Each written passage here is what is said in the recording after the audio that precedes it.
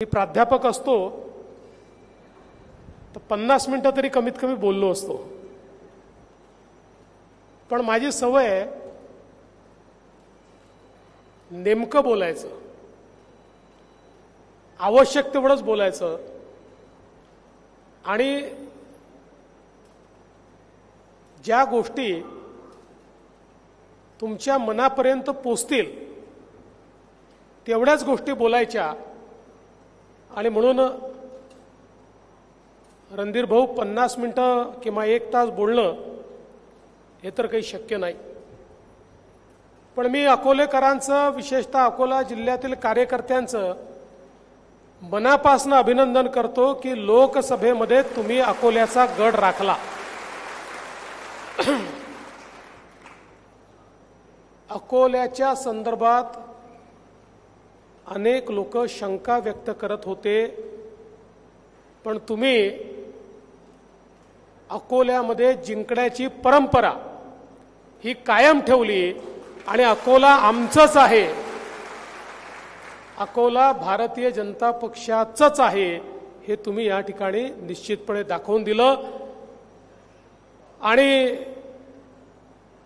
संजूभाऊ धोत्रेंसारखा एक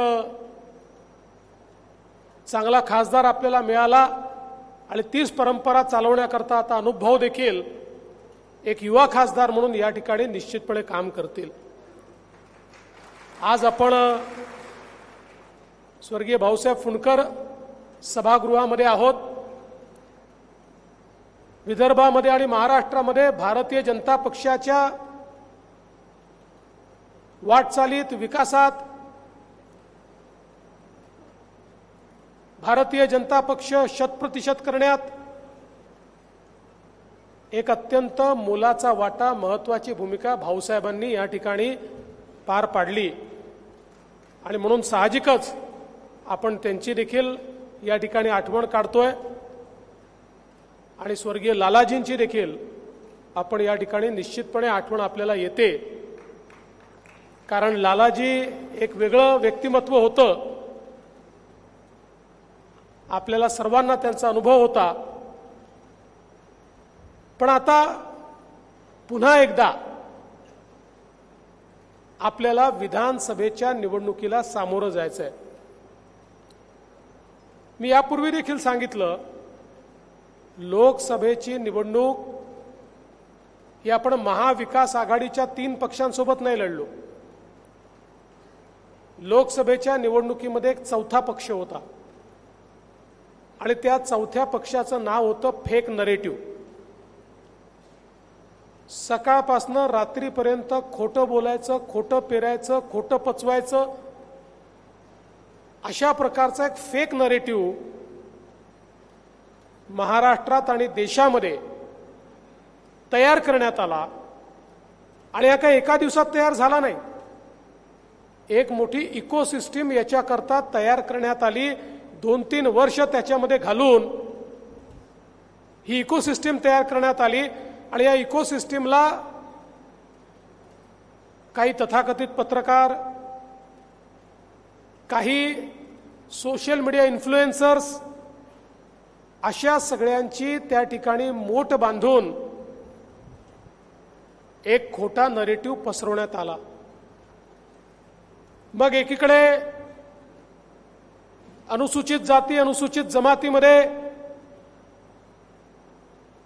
आपलं आरक्षण जाणार, भारतीय जनता पार्टी 400 पार आली तर 400 पार आल्यानंतर हे आरक्षण समाप्त करणार, अशा प्रकारचा एक नरेटिव्ह पसरवण्यात आला.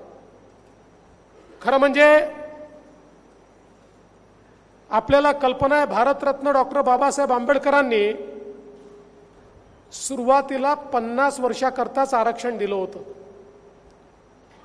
आणि ज्यावेळेस संविधानामध्ये आरक्षणाची मर्यादा संपली, त्यावेळी ती मर्यादा वाढवण्याचं काम जर कोणी केलं असेल तर ते श्रद्धेय अटल बिहारी वाजपेयीजी यांनी पंतप्रधान म्हणून केलं. आज जे आरक्षण टिकलेलं आहे, चाललं आणि चालत राहणार आहे, याचं कारण अटल बिहारी वाजपेयीजीची सरकार आहे. पण या सगळ्या गोष्टी मागे पडल्या आणि जणू काही आपलं सरकार आल्यानंतर आरक्षण त्या ठिकाणी काढून टाकण्यात येईल अशा प्रकारचा नरेटिव्ह खालपर्यंत नेण्यात आला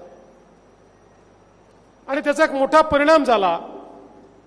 तो दलित समाजामध्ये झाला, तो आदिवासी समाजामध्ये झाला आणि विशेषतः विदर्भासारखं जे क्षेत्र आपलं आहे की ज्या क्षेत्रामध्ये 30% दलित आदिवासी ही लोकसंख्या आहे, इथे याचा एक मोठा परिणाम झाला आणि आपल्या जागा त्या ठिकाणी कमी झाल्या. एक दुसरा नरेटिव्ह हा मोठ्या प्रमाणात मुस्लिम समाजामध्ये चालवण्यात आला आणि त्यातनं एक प्रकारे पोलरायझेशन करून, ध्रुवीकरण करून निवडणुकांना इन्फ्लुएन्स करायचा प्रयत्न झाला. हे सगळं केल्यानंतरही हे खरं आहे, आपल्या जागा कमी आल्या पण आपला जनाधार कमी झालेला नाहीये. महाराष्ट्रामध्ये महाविकास आघाडीला 43.9% मतं आहेत आणि महायुतीला 43.6% मतं आहे, म्हणजे केवळ 0.3% मतं आपल्याला कमी पडले. त्यांना 2,50,00,000 मतं मिळाली, आपल्याला 2,48,00,000 मतं मिळाली. म्हणजे त्यांच्यापेक्षा महाराष्ट्रामध्ये केवळ 2,00,000 मतं आपल्याला कमी मिळाली. पण या 2,00,000 मतांमुळे त्यांच्या 31 जागा आल्या आणि आपल्या 17 जागा आल्या. 0.3% 12 जागा आपल्या अशा आहेत, 12 जागा भारतीय जनता पक्षाच्या ज्या 3% कमी मताधिक्याने पडल्या. आणि यातलं क्लासिक उदाहरण द्यायचं असेल तर ते धुळ्याचं आहे.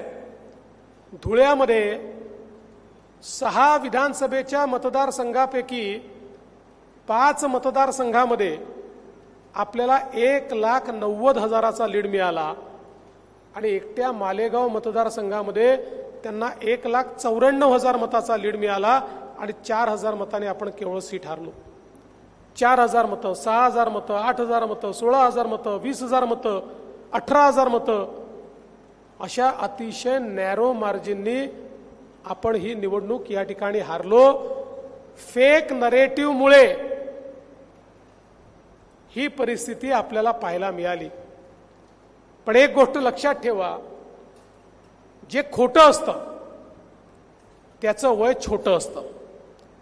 हा जो फेक नरेटिव्ह या ठिकाणी तयार केला, आज हे लोकांच्या लक्षात येत आहे, दलित समाजामध्ये, आदिवासी समाजामध्ये लक्षात येत आहे की कुठेतरी आमची दिशाभूल झाली, आम्हाला मूर्ख बनवण्यात आलं, आम्ही त्याच्यामध्ये वाहून गेलो, हे आज त्यांच्या लक्षात येत आहे. आणि म्हणून 0.3% आपण या ठिकाणी जरी हारलो असलो तरी गेल्या 3 महिन्यामध्ये महाराष्ट्राचं वातावरण आपण बदललेलं आहे. एक लाडकी बहीण योजना आपण तयार केली तर 4-5% आपण पुढे चाललो गेलो. आता लाडक्या बहिणींचा प्रचंड त्रास महाविकास आघाडीला होतोय. ते रोज लाडक्या बहिणीवर बोलतायत. पहिले त्यांनी प्रयत्न करून पाहिला, कोर्टामध्ये गेले, हायकोर्टात गेले, ही योजना बंद करा. हायकोर्टाने ऐकलं नाही. हायकोर्टाने त्यांची पिटिशन फेटाळली. मग सांगितलं योजनेमध्ये पैसेच नाहीत, पुढच्या बजेटपर्यंतचे सगळे पैसे आपण ठेवल्यात, याचा दाखलाच आपण दिला. मग यांची थोबाडं बंद पडली. आता हे सांगतात 1,500 रुपयांनी काय होतं. अरे बाबा, तुम्ही सोन्याचा चमचा तोंडामध्ये घेऊन जन्माला आले, पण या देशामध्ये, या राज्यामध्ये महिन्याला 1,500 रुपयाचं महत्त्व काय आहे हे आमच्या गृहिणींना विचारा, तर त्यांना समजतं. महिन्याच्या शेवटी जेव्हा मेळ बसवावा लागतो त्यावेळी या 1,500 रुपयाचं मोल काय आहे हे त्यांना त्या ठिकाणी समजतं. पण जे लोक हॉटेलमध्ये जाऊन 1500 रुपयाची टिप देतात, त्यांना याचं महत्त्व कधीच समजू शकत नाही. त्यामुळे हे सोन्याचा चमचा तोंडात घेऊन जन्माला आलेले अशाच प्रकारे आमच्या गरीब बहिणींचा त्या ठिकाणी थट्टा करतील, मजाक उडवतील. पण आमच्या बहिणींनाही हे लक्षात आलेलं आहे, हे सावत्र भाऊ आहेत, हे कधीच आपल्याकडे लक्ष देऊ शकत नाही. या सावत्र भावांपासून सावधानच राहावं लागेल. आज 1 कोटीपेक्षा जास्त, जवळजवळ 1.5 कोटीपर्यंतची नोंदणी आपली पोचली आहे. येत्या 17 तारखेला जुलै आणि ऑगस्ट महिन्याचा हप्ता आपण लाडक्या बहिणींच्या खात्यामध्ये टाकणार आहोत. आणि त्याच्यानंतरही ज्यांचे फॉर्म येतील, सप्टेंबरमध्ये ऑगस्ट मधल्या फॉर्मच्या बहिणींना जुलै, ऑगस्ट आणि सप्टेंबरचा हप्ता देणार आहोत. त्यामुळे कुठल्याच बहिणीला वंचित ठेवण्यात येणार नाही. आता अडचणी काही काही येतात. इतक्या वेगानं फॉर्म भरणं सुरू झालं की सर्व्हरच क्रॅश झाला, 3-4 दिवस बंद होतं. आम्ही सांगितलं काळजी करू नका, ऑफलाईन फॉर्म द्या, तेही फॉर्म आम्ही स्वीकारू. माझी भारतीय जनता पक्षाच्या कार्यकर्त्यांना एवढीच विनंती आहे, आपली योजना आहे. म्हणजे हे जे सावत्र भाऊ आहेत, हे किती नटवरला आले बघा. रोज योजनेच्या विरुद्ध बोलतात आणि स्वतःचं थोबड लावून माझी लाडकी बहीणचं पोस्टर देखील हेच लावतात. यांचा काय संबंध आहे? काही संबंध नाही आहे. त्यामुळे भारतीय जनता पक्षाच्या कार्यकर्त्यांनी या योजनेची ओनरशिप घेतली पाहिजे. आपण या योजनेमध्ये ज्यांचे फॉर्म भरले गेले नाहीत त्यांचे फॉर्म भरले पाहिजे, ज्यांचे भरले गेले आहेत त्यांचा नंबर इश्यू झाला की नाही पाहिला पाहिजे, त्यांच्या अडचणी दूर केल्या पाहिजेत. आणि सगळ्यात महत्त्वाचं, संपर्कात राहिलं पाहिजे. लाडक्या बहिणींना त्यांचे लाडके भाऊ कोण आहे हे आपल्या माध्यमातून पोचलं पाहिजे. मी तुम्हाला सांगतो, ही एकच योजना अशी आहे की जी घोषित झाल्यापासनं महाविकास आघाडीच्या नेत्यांच्या चेहऱ्यावरचं पाणीच पळालंय. त्यांना समजेना आता करावं काय. पण यांचं खोटं बोलण्याची सवय त्या ठिकाणी जात नाही. आज आपण बघा, निर्णय केला की आमच्या शेतकऱ्यांना यापुढे विजेचं बिल द्यावं लागणार नाही, शेतकऱ्यांना मोफत वीज देण्याचा निर्णय आपण केला. आणि हा निर्णय करत असताना आपला निर्णय हा काँग्रेससारखा नाही आहे. काल मला मोठा आनंद वाटला. उद्धवजींनी सांगितलं की काँग्रेस पार्टी कशी आहे. ते म्हणाले, काँग्रेसने 2004 साली निर्णय घेतला, सुशील कुमार शिंदेनी निर्णय केला, शून्याचं बिल दिलं, मग विलासराव निवडून आले, विलासरावने निर्णय बदलून टाकला. आपण सांगण्याची आवश्यकता नाही. हे कसे लबाड लोक आहेत तेच आपापसात सांगून राहिले आहेत. पण आपण असं नाही केलं. आपण आधी तयारी केली. आपण गेल्या 1.5 वर्षामध्ये आमच्या शेतकऱ्याला दिवसा वीज मिळाली पाहिजे, ती स्वस्त मिळाली पाहिजे, सरकारलाही परवडलं पाहिजे म्हणून 16,000 मेगावॅट वीज आपल्या शेतकऱ्यांना आपला शेतकरी वापरतो. यापैकी 12,000 मेगावॅट वीज ही सोलार पासून निर्मितीचं काम सुरू करून टाकलं. 18 महिन्यामध्ये काम पूर्ण होईल. आणि आमच्या शेतकऱ्याला 365 दिवस दिवसाची वीज ही आम्ही त्या ठिकाणी देणार आहोत. आणि एक गोष्ट अजून लक्षात घेतली पाहिजे, आज आपण जी वीज विकत घेतो ती 8-8.5 रुपयाला पडते आणि शेतकऱ्याला आपण ती ₹1.15 आणि ₹1.25 देतो. आता ही जी सोलरची वीज आहे, ही सोलरची वीज केवळ ₹3.08 सरकारला पडणार आहे. सरकारचेही ₹5 याच्यामध्ये वाचणार आहेत. त्यामुळे जी सबसिडी आम्हाला द्यावी लागते ती सबसिडी आता आम्ही शेतकऱ्याचं बिल माफ करण्याकरता देतो आहे. म्हणजे पुढच्या 3-4 वर्षामध्ये सरकारवर कुठलाही बोजा न येता शेतकऱ्याला मोफत वीज आम्ही देतो आहोत. आणि म्हणून ही योजना काँग्रेसची लबाडीची योजना नाहीये, तर याच्या पाठीमागे नीट नियोजन तयार केलंय. पुढचे 5 वर्ष शेतकऱ्यांना विजेचं बिल येणार नाही, हे तुम्हाला स्पष्टपणे सांगतो. आणि 5 वर्षांनी पुन्हा आपलं सरकार आलं तर पुन्हा येणार नाही.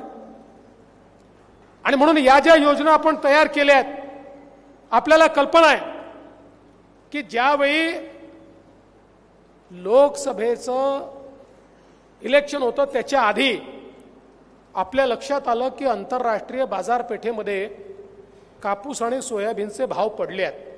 आणि म्हणून आपण निर्णय घेतला, भावांतर योजनेमध्ये आपल्या शेतकऱ्यांना आपण त्या ठिकाणी पैसे देण्याचा निर्णय घेतला. दुर्दैवाने निर्णय घेतला आणि तिसऱ्या दिवशी आचारसंहिता लागली. आपण ते पैसे देऊ शकलो नाही. आता त्याच्या याद्या तयार झाल्या. याच महिन्यामध्ये थेट शेतकऱ्यांच्या 80 लाख शेतकऱ्यांच्या खात्यामध्ये कापूस आणि सोयाबीनचे भावांतराचे पैसे देखील त्या ठिकाणी पोहोचणार आहेत.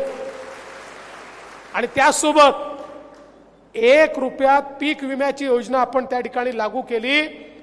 1,20,00,000 शेतकऱ्यांच्या खात्यामध्ये पीक विम्याचे पैसे देखील द्यायला आपण सुरुवात केली. पुढच्या 3 महिन्यामध्ये तेही पैसे शेतकऱ्यांच्या खात्यामध्ये त्या ठिकाणी पोहोचणार आहेत. त्यामुळे शेतकऱ्यांचा विचार करणारं सरकार, अशा प्रकारचं हे सरकार आहे. हे लोक रोज एक फेक नरेटिव्ह त्या ठिकाणी चालवतात. आज मला सांगताना आनंद वाटतो, या विदर्भामध्ये विदर्भाचं चित्र बदलणारा, विदर्भामध्ये कायम दुष्काळ संपवणारा आणि देशातला सगळ्यात पथदर्शी असलेला प्रकल्प वैनगंगा नळगंगा प्रकल्प, याला आपण मान्यता दिली. आपल्याला आश्चर्य वाटेल, 10 लाख एकर जमीन ओलिताखाली येणार आहे. 90,000 कोटी रुपयाचा प्रकल्प आहे. ज्या प्रकल्पामध्ये नागपूर, वर्धा, अमरावती, यवतमाळ, अकोला, वाशिम आणि बुलढाणा हे सगळे जिल्हे त्या ठिकाणी आपण कव्हर करतो आहोत. गोसीखुर्दच्या खालून वाहून जाणारं पाणी बुलढाणा जिल्ह्यापर्यंत आपण घेऊन चाललो आहोत. 550 किलोमीटरची नवीन नदीच आपण त्या ठिकाणी तयार करतो. नवीन नदी. एक तालुका असा सुटणार नाही की ज्या तालुक्यामध्ये सिंचनाची व्यवस्था नाही. हे कोरडवाहू पिकाचं जे आपलं संपूर्ण गाडा आहे, हे पूर्णपणे संपवून टाकणारा अशा प्रकारचा प्रकल्प. माझा सवाल आहे, इतके वर्ष काँग्रेसनी, राष्ट्रवादी काँग्रेसनी राज्य केलं, कधीतरी त्यांनी विदर्भाचा विचार केला का? विदर्भाच्या सिंचनाला पैसे दिले का? मी मुख्यमंत्री असताना आपण जवळपास त्या ठिकाणी विदर्भातले 88 प्रकल्पांना पैसे दिले. त्यातले 68 प्रकल्प हे आज या ठिकाणी पूर्ण होत आहेत, हे देखील मला सांगितलं पाहिजे. आमचे रणधीर भाऊ नेहमी काटीपाटी बॅरेजचं सांगतात. 445 कोटी रुपये काटीपाटी बॅरेजला आपण दिले. त्यातनं आज त्याचं टेंडर निघतंय, सिंचनाची व्यवस्था त्या ठिकाणी होते. एवढंच नाही तर घुंगशी बॅरेज असेल, या ठिकाणी जवळपास 2017 पासून काम सुरू केलं, त्याचं काम आता पूर्णत्वाला येतंय. जिगाव प्रकल्प जो एक आपला महत्वाकांक्षी प्रकल्प आहे, त्याला आत्ताच आपण जवळपास 2000 कोटी रुपये त्या ठिकाणी दिले. पैनगंगा नदीवरील 11 बॅरेजेसला 787 कोटी रुपये दिले. खरं म्हणजे खूप मोठी माझ्याकडे यादी आहे, पण सिंचनाच्या क्षेत्रामध्ये आपल्या सरकारने केलेलं काम जे आहे हे पथदर्शी काम आहे. विदर्भातल्या पुढच्या पिढ्यांना कोरडवाहू शेती काय असते हे समजणार नाही, अशा प्रकारची व्यवस्था आपल्या सरकारने केली आहे. मला असं वाटतं या सगळ्या गोष्टी आज जनतेपर्यंत पोहोचवण्याची आवश्यकता आहे. आपण या अकोल्याकरता अमृत 2 सारखी योजना आणली. परवा रणधीर भाऊ आले होते, फार चिंतेत होते, म्हणाले 2400 कोटीची योजना आली, पण महानगरपालिकेचा हिस्सा कुठनं भरायचा? रणधीर भाऊ काळजी करू नका, महानगरपालिकेचा हिस्सा देखील आता राज्य सरकारच्या वतीनं देण्याचा निर्णय आम्ही घेतला. कधी विचार केला होता हे तुकड्यासारखे पैसे आपल्याला फेकायचे? कधीही विदर्भातल्या जिल्ह्यांचा विचार यांनी केला नाही. केवळ मतांची खदान, दगड ठेवला तरी निवडून येतो, अशा आविर्भावात हे नेहमी या ठिकाणी खऱ्या अर्थानं वावरले. आणि म्हणूनच आज मला या गोष्टीचा आनंद आहे. अकोल्याने मागच्या वेळी 4 जागा भारतीय जनता पक्षाला दिल्या, पण यावेळेस 4नी भागणार नाही, 5वी पण पाहिजे. 5वी जागा देखील आपल्याला या ठिकाणी निवडून आणायची आहे. आणि म्हणून आपल्याला खालपर्यंत जावं लागेल, आपल्याला लोकांपर्यंत जावं लागेल. आज वातावरण बदललेलं आहे, लोकांची मानसिकता बदललेली आहे. पोलरायझेशन फार चालत नसतं. आपल्याला लक्षात असेल अशाच प्रकारचा एक फेक नरेटिव्ह संविधान बदलणार म्हणून 1998 साली देखील चालवला होता आणि विदर्भातल्या 11 जागा आपण हारलो होतो. पण लगेच 1 वर्षाने निवडणुका झाल्या आणि चित्र बदललं, पूर्ण उलट झालं. त्यामुळे हे लक्षात ठेवा, संवाद हा सगळ्यात महत्वाचा आहे. संवादाच्या माध्यमातून आपण समाजाला आपल्यासोबत आणू शकतो. आज आपण आमच्या मुलींकरता इतकी चांगली योजना सुरू केली. मुलींना उच्च शिक्षणामध्ये 100% फी माफीचा निर्णय आपल्या सरकारने घेतला. 100% फी माफी. 507 कोर्सेसमध्ये इंजिनिअरिंग असेल, मेडिकल असेल, MBA असेल, BBA असेल, BTech असेल, सगळ्या कोर्सेसमध्ये 1 रुपयाची फी देखील मुलींना लागणार नाही, हा निर्णय आपण या ठिकाणी घेतला.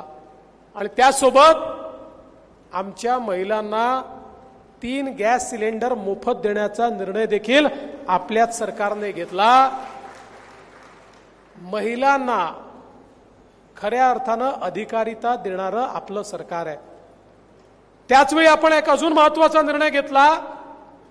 आपली मुलं 10वी पास, ITI, 12वी पास, इथपासनं तर इंजिनियर, अशा सगळ्या मुलांना त्या ठिकाणी रोजगार मिळाला पाहिजे म्हणून आपण अप्रेंटिसची योजना आणली आणि सांगितलं ज्या आस्थापना आमच्या मुलांना त्या ठिकाणी नोकऱ्या देतील 10,000 रुपयापर्यंत त्यांचा पगार राज्य सरकार त्या ठिकाणी देईल. 10 लाख तरुणांना अशा प्रकरणातनं आपण नोकरी देतोय. एकदा त्या ठिकाणी ते लागले की एकतर तिथेच परमनंट होतील, नाही परमनंट झाले तर त्यांना एक्सपिरियन्स मिळेल, त्यामुळे दुसरीकडे नोकरी करू शकतील किंवा स्वतःचा व्यवसाय देखील करू शकतील. अशा प्रकारची योजना आपण आणली की ज्यातनं आमचा जो नुकताच शिकून बाहेर पडणारा तरुण आहे याला लक्षात येत नाही आणि प्रचंड या योजनेला प्रतिसाद मिळतोय. मोठ्या प्रमाणात उद्योग समोर येत आहेत आणि या योजनेचा लाभ घेत आहेत. आपल्या तरुणांना त्या ठिकाणी नोकऱ्या या मिळत आहेत. मला सांगताना आनंद वाटतो. सरकारी भरती आपण सुरू केली. 2.5 वर्षामध्ये 1 लाख लोकांना सरकारी नोकरी देण्याचं काम हे आपल्या सरकारने या ठिकाणी केलं. हा रेकॉर्ड आहे. 2.5 वर्षामध्ये 25,000 नोकऱ्या देखील आपण देऊ शकत नव्हतो, अशी आपली भरतीची पद्धती होती. 1 लाख नोकऱ्या आपण 2.5 वर्षामध्ये या ठिकाणी दिलेल्या आहेत. त्यामुळे समाजातल्या सर्व वर्गाला लाभ होईल अशा प्रकारचं आपलं सरकार चाललंय.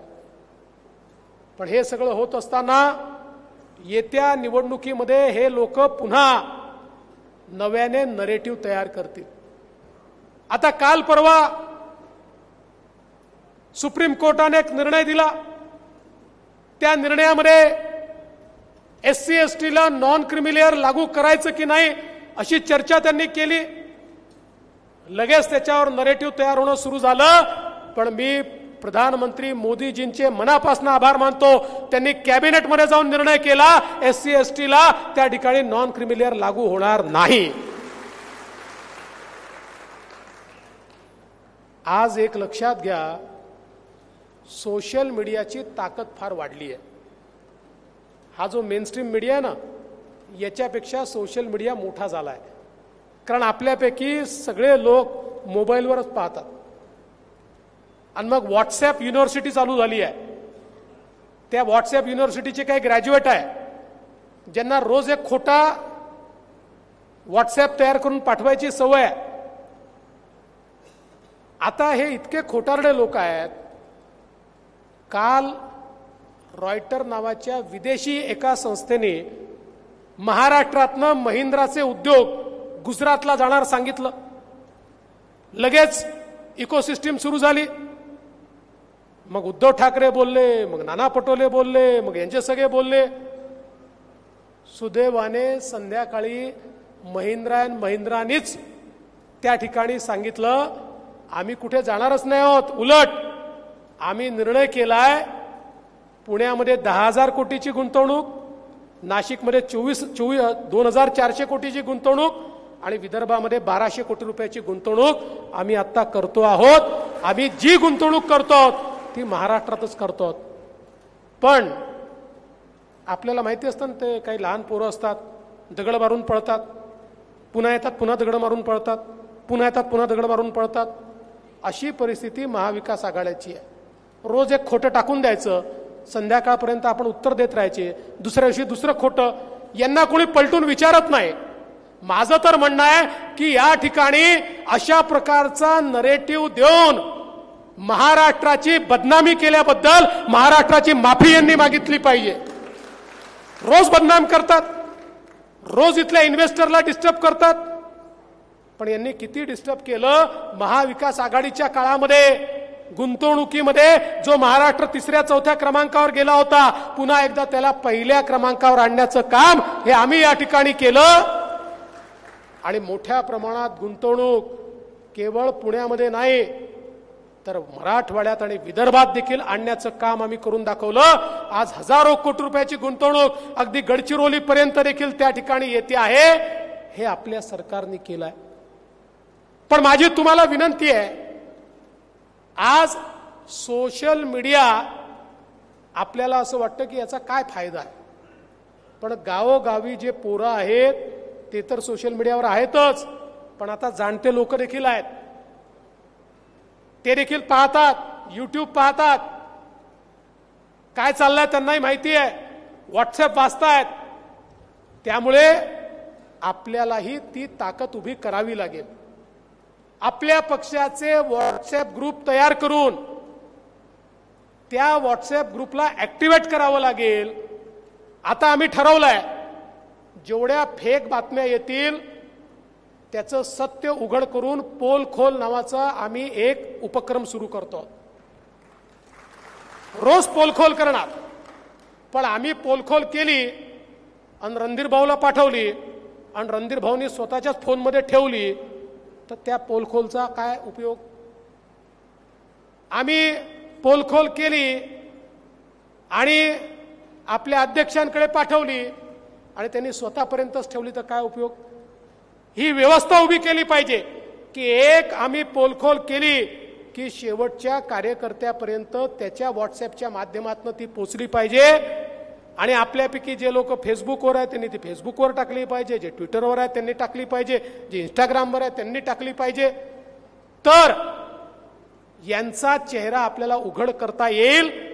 आणि रोज ज्यावेळेस यांची आपण लाच काढू त्यावेळेस हे खोटं बोलणं बंद करतील. अन्यथा या लोकसभेच्या निवडणुकीमध्ये आपण किती घरं बांधली सांगत होतो, किती सिलेंडर दिले सांगत होतो, देश कसा सुरक्षित झाला सांगत होतो, देशाने काय विकास केला सांगत होतो. आणि हे लोक मात्र त्या ठिकाणी जमिनीवर खोटे नरेटिव्ह टाकत होते.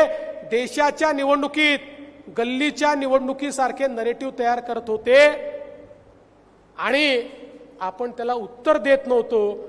जेव्हा रोज खोटं बोललं जातं त्यावेळेस ते लोकांना खरं वाटतं आणि अशा प्रकारे खोट्याचं त्यांनी खरं केलं. आणि म्हणून आता आपल्याला त्याला थेट उत्तर द्यायचं आहे, ती ताकद निर्माण करायची आहे. पण ही काही वरून होत नाही, ही खाली करावी लागते, ती तालुक्यापर्यंत करावी लागते. आपल्या इकडे अनेक लोक अजूनही असे आहेत, सोशल मीडियाने काय होतं भाऊ, अरे बाबा हे खरंच आहे, राजकारणामध्ये जनतेशी संपर्क याला कुठला पर्याय नाहीच, ते ठेवावंच लागतं. पण ही अफवांची स्पीड इतकी जास्त आहे की अफवांच्या स्पीडला मॅन टू मॅन कॉन्टॅक्टने थांबवता येत नाही. अफवांच्या स्पीडला तुम्हाला तंत्रज्ञानानेच थांबवता येतं, आणि ते तंत्रज्ञान म्हणजे सोशल मीडिया आहे. आणि म्हणून आपल्यापैकी प्रत्येकाला हे समजून घ्यावं लागेल. तुम्हाला येत नसेल तर तुमच्या पोरांना येतं, येत नसेल तर ज्या कार्यकर्त्याला येतं त्याला सोबत घ्या, पण हे करावं लागेल. मी तुम्हाला सांगतो, ही निवडणूक तर निघून जाईल, पण पुढच्या निवडणुकीमध्ये ज्याला सोशल मीडिया माहिती नसेल तो इर्रेलेव्हंट होऊन जाईल, इर्रेलेव्हंट. त्याला राजकारणामध्ये रेलेव्हन्स उरणार नाही. आणि म्हणून या गोष्टीचं महत्त्व आपण सगळ्यांनी समजून घेतलं पाहिजे. आज मी तुम्हाला एक गोष्ट निश्चितपणे सांगतो, हे जे बदललेलं वातावरण आहे ना, माझ्या मनामध्ये पूर्ण विश्वास आहे की या निवडणुकीमध्ये महायुतीचं सरकार हे 100% महाराष्ट्रात येणार आहे. आणि विशेषतः मी तुम्हाला एक सांगतो, मगाशी बांगलादेशचा उल्लेख झाला, हे देखील लोकांना जागं करावं लागेल. आपण पाहतोय आपल्या उघड्या डोळ्यांनी. मी नेहमी ही गोष्ट सांगतो, ज्या ज्या वेळी ज्या ज्या ठिकाणी हिंदू निर्बल होतो, हिंदू दुर्बल होतो, त्या त्या ठिकाणी त्याला गुलामीचा सामना करावाच लागतो. ज्या ज्या ठिकाणी हिंदू मजबूत असतो त्या त्या ठिकाणी तो राज्य करतो. आम्हाला कुठल्या जातीला, धर्माला, समाजाला त्या ठिकाणी कमी लेखायचं नाही आहे, कोणावर अत्याचार करायचं नाही आहे. हिंदू असं कधीच करत नाही, ती आमची संस्कृती नाही. पण या गोष्टीकडेही लक्ष दिलं पाहिजे की ज्या प्रकारे आमच्या हिंदूंवर बांगलादेशमध्ये अत्याचार होतात, कारण तो निर्बल होतो, आणि तोच प्रयोग आमच्याकडे देखील सुरू झालेला आहे. आज मतांच्या लांगुल चालना करता बांगलादेशियांना देखील संरक्षण देण्याचं काम काही पार्ट्या करतायत. या पार्ट्यांना हे लक्षात येत नाही, अरे निवडणुका येतील जातील, सरकार येतील जातील, पण आस्तींचे साप अशा प्रकारे जे आपल्या देशातले नाही, आपले नागरिक नाही आहे, या देशाची घेणं देणं नाही आहे, असे आस्तींचे निखारे, असे आस्तींचे साप जर या ठिकाणी तुम्ही संरक्षित केले, उद्या तुमचा परिवारही संरक्षित राहणार नाही, हे देखील लक्षात घेतलं पाहिजे. आणि म्हणून मला आपल्याला सर्वांना सचेत करायचं आहे. हा केवळ संयोग नाही आहे, हा योगायोग नाही आहे, हा एक प्रयोग चाललेला आहे भारताला खिळखिळ करण्याचा. या प्रयोगामध्ये अनेक लोक आहेत, काही लोक जाणतेपणाने आहेत, काही अजाणतेपणाने आहेत. काही लोक आपल्याच लोकांचा फायदा घेऊन आपल्याच लोकांना त्या ठिकाणी एकत्रित करून त्यांच्या माध्यमातून विषमतेचं बीज पेरण्याचा प्रयत्न करतायत. आपला समाज हा खंडित राहिला पाहिजे. खंडित समाज हा कधी मुकाबला करू शकत नाही. त्यामुळे वेगवेगळ्या विषयांवर समाजाला खंडित कसं करता येईल हा प्रयत्न या ठिकाणी चाललेला आहे. याचाही मुकाबला आपल्याला करावा लागेल, कारण आपल्याला एक बलशाली भारत हा तयार करायचा आहे. एक असा भारत की ज्यामध्ये प्रत्येकाला राहण्याकरता, जगण्याकरता सर्व प्रकारची व्यवस्था आहे, अशा प्रकारचा भारत आपल्याला तयार करायचा आहे. आणि म्हणून माझी तुम्हाला विनंती आहे, आपण सगळ्यांना जागं व्हावं लागेल, सचेत व्हावं लागेल आणि ताकदीनं मैदानात उतरावं लागेल. मी नेहमी सांगतो, जेव्हा आपण लढाईला उतरतो ना, तर जिंकण्याची उर्मी मनामध्ये असली पाहिजे. छत्रपती शिवरायांचे मावळे संख्येनं 5000 असायचे, पण तरी देखील ते खानाच्या फौजा त्या ठिकाणी फडशा पाडायचे, कारण त्यांना हे माहिती होतं आम्ही देव, देश आणि धर्माकरता लढतोय, आम्ही संस्कृती करता लढतोय, आम्ही रयते करता लढतोय. हा विश्वास त्यांच्या मनामध्ये असायचा, म्हणून त्या ठिकाणी ते अशी लढाई करू शकायचे. तोच विश्वास तुमच्याही मनामध्ये पाहिजे. नाहीतर काही कार्यकर्ते असतात नागपुरी भाषेमध्ये त्यांना मी बोहारा म्हणतो. सकाळपासून संध्याकाळपर्यंत बोहारीच फैलवतात. जो भेटला त्याला अबे तुले का भेटलं आणि तुले का भेटन आणि का होणार आहे आणि हे असंच चालणार आहे. हे जे आहे ना, हे जे बोहारी फैलवण्याचे काम आहे हे बंद करा. आणि जे असे लोक आहेत त्यांना घरी बसवा. त्यांना सांगा तुम्ही 2 महिने घरी बसले तर आम्ही सरकार आणतो, पुन्हा येऊन बोहारी फैलवा. जो उत्साहात असतो, ज्याची गाडी फुल स्पीडमध्ये असते, त्याच्या गाडीत ते पेट्रोलमध्ये साखर टाकते, त्याच्या सायकलमध्ये स्पोक टाकते, त्याची गाडी थंड करून टाकते. अशा प्रकारचे जे कार्यकर्ते आहेत त्यांना घरी बसवा. आणि ज्यांना लढाईची उर्मी आहे, ज्यांना या ठिकाणी माहिती आहे की आम्ही केवळ व्यक्तीकरता काम करत नाही आहे, कोणी मुख्यमंत्री झालं पाहिजे याकरता, कोणी आमदार खासदार झालं पाहिजे याकरता आमची लढाई नाही आहे. ही एक मोठी लढाई आहे, ज्या लढाईमध्ये आम्हाला एक मजबूत देश तयार करायचा आहे, आम्हाला एक मजबूत समाज तयार करायचा आहे. अशा प्रकारची ज्यांच्या मनामध्ये उर्मी आहे, अशा प्रकारचे कार्यकर्ते हेच लढाई जिंकू शकतात. अशा प्रकारचे कार्यकर्ते घेऊन मैदानात उतरलो. मला विश्वास आहे अकोल्याने मागच्या 4 आमदार दिले, 5ही आमदार यावेळेस येतील, हा विश्वास मी व्यक्त करतो. आणि अब तुम्हारे हवाले वतन साथियो असं सांगून माझं बोलणं संपवतो. जय हिंद. देश विदेशातील प्रत्येक घडामोडींचे लाईव्ह अपडेट मिळवण्यासाठी आता साम टीव्हीच्या सर्व सोशल मीडिया प्लॅटफॉर्मला लाईक, फॉलो आणि सबस्क्राईब करा. तसंच सर्व नोटिफिकेशनसाठी बेल आयकॉन प्रेस करायला विसरू नका.